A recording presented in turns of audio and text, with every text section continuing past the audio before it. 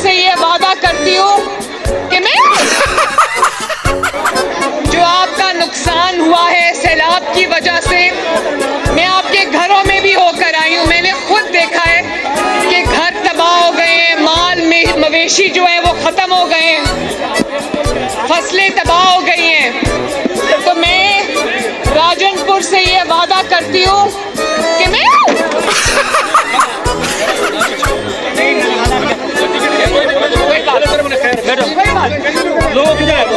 कोई बात नहीं, जरा आगे से हट जाए, मैं जरा देख लूँ लोगों को प्लीज। कुछ नहीं होता, पीछे हो जाओ। मैं आप सबसे ये वादा करती हूँ कि मैं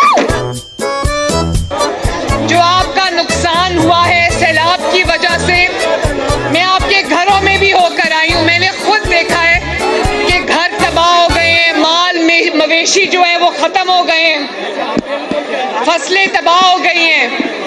तो मैं राजनपुर से ये वादा करती हूँ कि मैं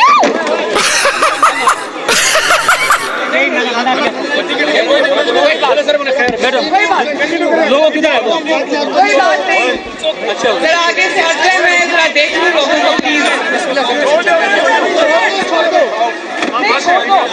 कुछ नहीं होता, पीछे हो जाओ। मैं आप सबसे ये वादा